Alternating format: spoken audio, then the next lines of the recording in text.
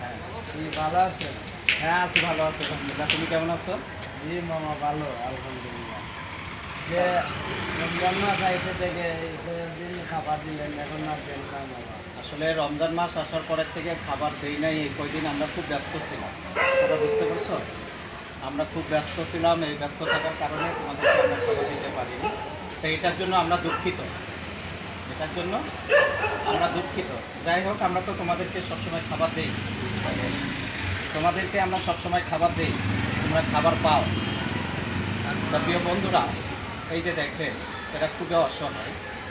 অনেকের এখানে ঘর নাই, বাড়ি নাই, থাকার কোনো জায়গা নেই, কোনো স্থান নেই। কিন্তু আসলে আমরা আমাদের মানবতার পেসের মাধ্যমে তাদেরকে আমরা 2 বেলা খাবার আমরা সবসময় দিতাম। এই রোজা আসার পরের থেকে আমরা হয়তো কয়দিন তাদেরকে খাবার দিইনি। ইনশাল্লাহ আগামীকালকে খাবার আসবে। তা আগামীকাল থেকে ইনশাল্লাহ আলহামদুলিল্লাহ আমাদের কার্যকলাপ আবার শুরু হবে। তা আপনারা যে যেখান থেকে আমাদের ভিডিওগুলো দেখেন, ভালো লাগলে লাইক কমেন্ট শেয়ার করে আমাদের সাথে থাকবেন, যাতে আমরা এই অসহায় গরিব দুঃখী মানুষ তাদেরকে যাতে আমরা 2 বেলা খাবার দিতে পারি।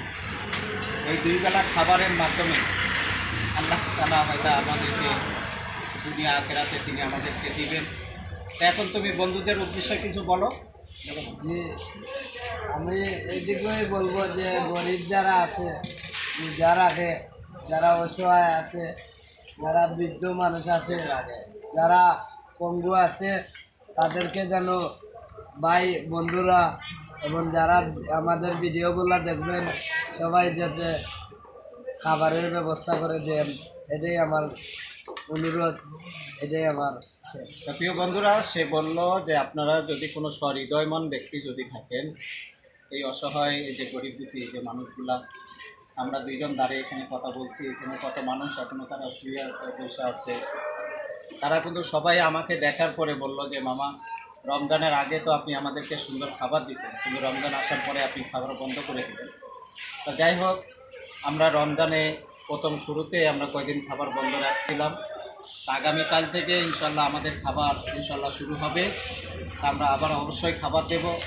তো বন্ধুরা, অবশ্যই আর যদি কোনো সহৃদয়মান ব্যক্তি যদি থাকেন এই অসহায় গরিব দুঃখী মানুষের জন্য, এই মানবতার কল্যাণে আপনাদের মূল্যবান আপনাদের সাহায্যের হাতকে আপনারা বাড়িয়ে দিবেন। এর প্রতিদান আল্লাহ সুবহানাহু ওয়া তাআলা তিনি আমাদেরকে দুনিয়া ও আখিরাতে তিনি দিবেন। কিন্তু কাল কিয়ামতের দিন যদি আল্লাহ পাক যদি আমাদেরকে জিজ্ঞাসা করেন যে তোমরা তো পেট ভরে 3 বেলা খাবার খেয়েছো, আমার বান্দারা তো তারা ক্ষুধার্ত ছিল, তোমরা কি তাদেরকে খাবার দিয়েছো? সেদিন হয়তো আমি বলবো যে আল্লাহ না, তাদেরকে তো আমরা খাবার দেই নাই। কিন্তু সেদিন আল্লাহর কাছে জবাব দেওয়ার মতো যে আমাদের কোনো ব্যবস্থা থাকবে না, কোনো উত্তর থাকবে না, যাতে আল্লাহর কাছে কাঠগড়ায় না দাঁড়াতে হয় আমাদেরকে। এই জন্য আসুন আমরা এই অসহায় গরিব দুঃখী মানুষের পাশে আমাদের সাহায্যের হাতকে বাড়িয়ে দিই।